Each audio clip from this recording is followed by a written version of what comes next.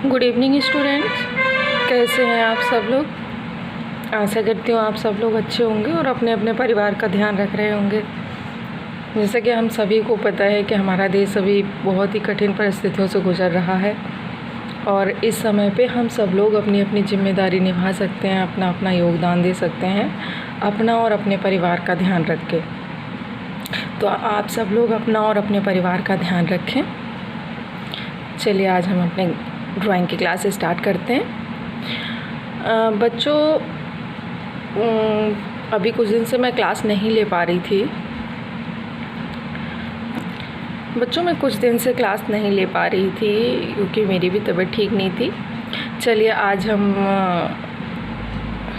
Start करते हैं और आज हम कला के इंट्रोडक्शन से स्टार्ट करते हैं। उसके बाद में आपको आगे की क्लासों में कुछ बनवाऊंगी। सबसे पहले आप ये समझिए कि कला क्या है। आप पढ़ते तो हैं, पढ़ने में क्या है, ड्राइंग में आप चित्र बनाते हैं, पर उससे पहले हमें ये भी समझना है कि कला है क्या। ये मैंने आपके लिए कुछ लिखा है, इसे देखते हैं। कला क्या है? तो कला का संबंध हमारी आत्मा से है। ये संबंध स्वाभाविक एवं प्रकृति से प्रदत्त है। मतलब कि ये स्वाभाविक भी होता है, प्रकृति से प्रदत्त मतलब पहले से ही हमारे जो इंटरेस्ट है वो जिस तरह से किसी का ड्राइंग में होता है, किसी का डांस में होता है। और कला सिर्फ चित्र बनाना ही कला नहीं होता है। कला 64 तरह की कलाएं हैं, उसमें सारी कलाएं आ जाती हैं। तो ये प्रकृति से प्रदत्त होता है। कलाकार की कृति में मानव की आत्मा बोलती है। ये सभी प्रबुद्ध लोगों के हृदय में रहती है। प्रबुद्ध मतलब जो अपने आप को जानने की कोशिश करे। जो कला तो देखिए सभी के अंदर होती है, पर जो समझ के और अपनी कला को निकालता है अपने अंदर से, कुछ करता है, जो हमारा इंटरेस्ट तो हमें तभी पता चलेगा जब हम कुछ करेंगे। अब मन तो करता है, पर अगर हम कुछ करेंगे ही नहीं तो हमारा इंटरेस्ट हमें कैसे पता चलेगा कि हमें किस में है और हम क्या अच्छा कर सकते हैं। कला उनके हृदय में आनंद का संचार करती है। कलाकार तूलिका से ऐसे रूपों का सृजन करता है जो प्रकृति के सौंदर्य में छिपे रहते हैं, जिन्हें सामान्य व्यक्ति नहीं देख पाता। कला को 2 भागों में बांटा गया है, ललित कला और शिल्प कला।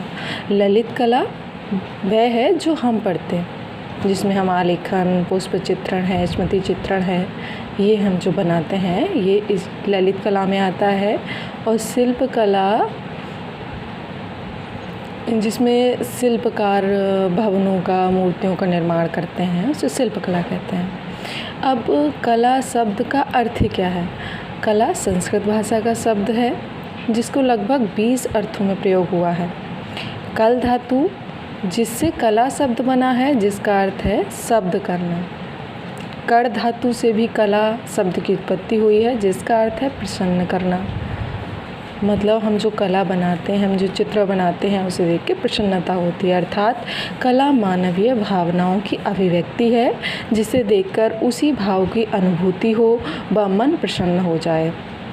आपने देखा होगा हम कोई चित्र बनाते हैं, जिस तरह से ये देखिए गुलाब का फूल है। अब इसको देख के हमें अच्छा लगता है, इसे देख के हमें पता चल रहा है कि ये एक फूल है और इसे देखकर मन में प्रसन्नता के भाव आते हैं। कोई भी चित्र होता है उसको देखकर अच्छा लगता है आपको। अब कुछ परिभाषाएं देखते हैं।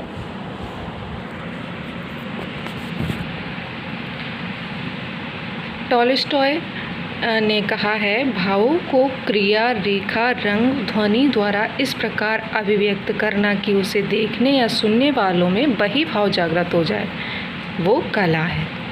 प्लेटो ने कहा है, कला प्रकृति का प्रतिबिंब है। कला जो है वो प्रकृति का प्रतिबिंब है। जिस तरह से हम अपना मुख देखते हैं दर्पण में, उसी तरह से कला प्रकृति का प्रतिबिंब है। प्रकृति को दर्शाती है। जॉन रस्किन ने कहा है, कला ही जीवन है और जहाँ कला का अभाव है वहाँ जीवन भी निसार है। महात्मा गांधी के शब्दों में कला भावनाओं की पवित्र अभिव्यक्ति है।